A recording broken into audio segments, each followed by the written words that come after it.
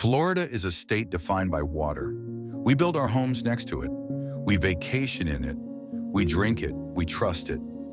To the average person, water represents life. It is the blue line on the map that separates the safety of the land from the unknown of the deep. But in Florida, this boundary is an illusion. In the center of the Florida peninsula lies Lake Okeechobee. They call it the liquid heart. It is a massive freshwater basin covering 730 square miles. It is so large that you cannot see the other side. For thousands of years, it has been the lifeblood of the Everglades, pumping water south to the ocean. But hearts can fail and hearts can rot. We assume that the water is permanent. We assume that the lake is a constant entity, a lid that keeps the bottom covered. But nature does not care about our assumptions. Every few decades, a cycle begins that changes the physics of this landscape. The rain stops, the heat rises, the humidity vanishes. A mega-drought settles over the state. When this happens, the liquid heart stops beating. The water does not just recede, it retreats.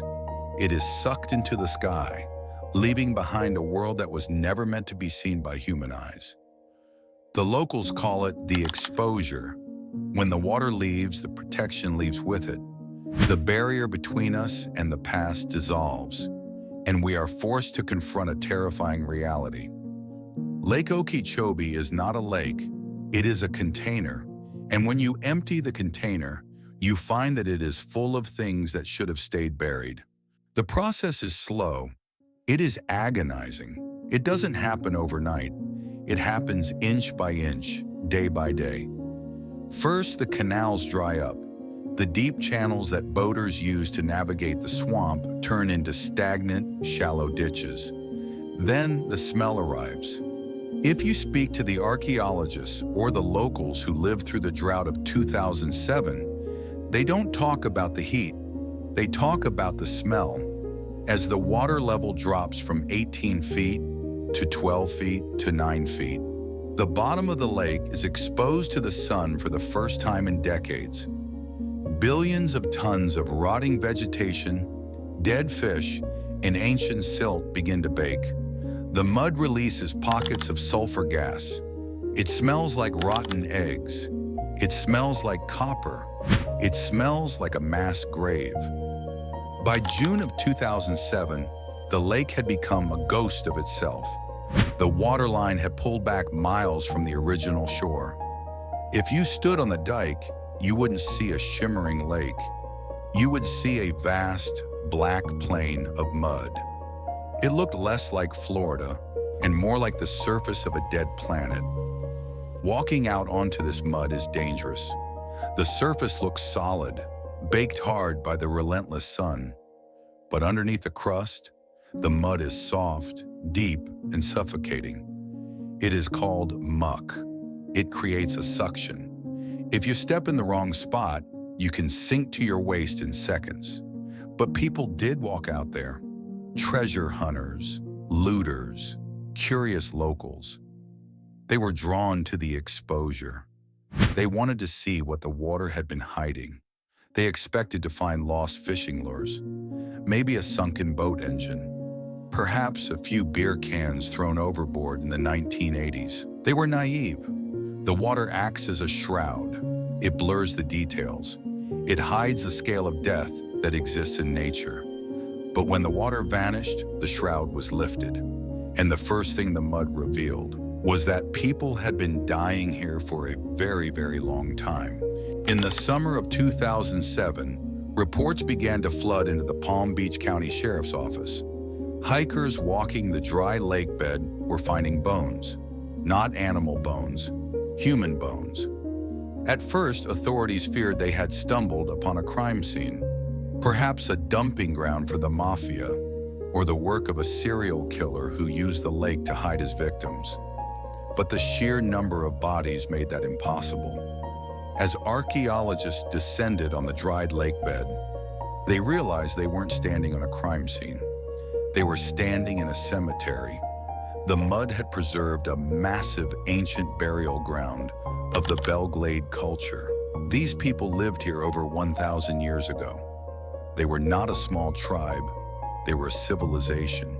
They built complex earthworks, they fished the lake, and when they died, they were returned to the water. For a millennium, the lake protected them, but the drought violated that protection, and then they found the obsidian. This is where the story shifts from historical to unexplainable. Obsidian is volcanic glass. It is sharp, black, and incredibly valuable for making tools. But Florida is limestone. There are no volcanoes here. There is no natural obsidian in the entire peninsula. The nearest source is thousands of miles away in Mexico, or the mountains of the American West. Finding obsidian in the bottom of Lake Okeechobee is like finding a Roman coin in a Mayan temple. It implies that these swamp people were not isolated. They were connected to a vast, shadowy trade network that spanned the continent, a network that collapsed and vanished without a whisper. But the ancients aren't the only ones who left things in the mud. As the archaeologists marked the locations of the skulls, they began to notice other shapes in the sludge, shapes that were too geometric to be natural: cylinders, fins, rusted metal casings. During World War II, Florida was not a vacation destination. It was a training ground. Pilots learning to fly B-17 bombers and fighter jets used the vast, empty expanse of Lake Okeechobee for target practice. They dropped bombs. They fired .50 caliber machine guns. They tested rockets.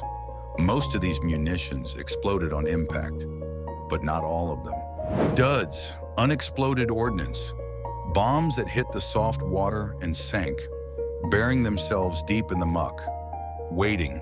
For 60 years, they slept under the water. But when the lake dried up, they woke up. Hikers were walking right past them. Some people even kicked them, thinking they were old boat parts or discarded fuel tanks. They were walking through a minefield, a field of skull and a field of bombs. The ancient dead and the modern weapons of war sitting side by side in the baking sun, both waiting to be disturbed. This is the horror of the exposure. It collapses time. In the mud, there is no difference between a 1,000-year-old skeleton and a 60-year-old bomb. They are both just debris. They are both just secrets that the water failed to keep. If the bombs and the bones are the horror of the past, then what is writhing in the mud is the horror of the present. As the water recedes, it forces the life of the lake into smaller and smaller pockets. The fish, the turtles, the gators, they are all pushed together into shrinking pools of superheated water. It becomes a frenzy. Oxygen levels plummet. The woody turns into a toxic soup. But some things in the lake refuse to die. Witnesses describe seeing the mud move, not flowing, but undulating. Thousands of walking catfish. These are not native to Florida. They are an invasive species from Southeast Asia, brought here by the pet trade and discarded. They are monsters of adaptation. When the water dries up, they don't suffocate. They have a special organ that allows them to breathe air. They pull themselves out of the drying pools and crawl across the mud. Imagine walking across a dry lake bed and seeing thousands of fish walking towards you. They are desperate, they are suffocating, and they are looking for the next puddle. But the catfish are prey. The predators are there too. The drought reveals the true scale of the infestation in the Everglades. Burmese pythons, massive muscular constrictors that can grow up to 18 feet long. Usually they are invisible. They hide in the deep water and the sawgrass. You can walk 10 feet from a giant python and never know it is there. But on the mudflats, there is no cover. The drought forces them out into the open. Researchers flying over the dried lake bed reported seeing them coiled in the muck, waiting. They look like ancient serpents stranded after the biblical flood. They are irritated. They are hungry. And because the water is gone, they are concentrated. It is a biological nightmare, a mix of invasive species from across the globe. African cichlids, Asian carp, South American reptiles, all trapped together in a shrinking Florida mud pit. It is a war for survival in a gladiatorial arena made of slime, and the smell of sulfur and death hangs over it all. This is what lies at the bottom of the liquid heart. It is not a pristine ecosystem. It is a chaotic, violent, and graveyard-filled mess. And usually we are lucky enough not to see it. Eventually the cycle ends. It always does. The tropical storms return in August or September. The sky opens up and the rain hammers the dry earth. The water level rises. The liquid heart begins to refill. The mud softens and dissolves into the water. The walking catfish swim back into the depths. The pythons return to the sawgrass, becoming invisible once again. The unexploded bombs are covered by a layer of fresh silt, waiting for the next diver or the next drought. And the bones, the thousands of years of human history, are sealed back into their cold, wet tomb. Today, if you visit Lake Okeechobee, you will see a beautiful expanse of water. You will see fishermen casting their lines. You will see birds diving for prey. It looks serene. It looks empty. But now you know the truth. The water is a lie. It is a thin blue sheet thrown over a room full of horrors, and we can only hope that the sheet stays down.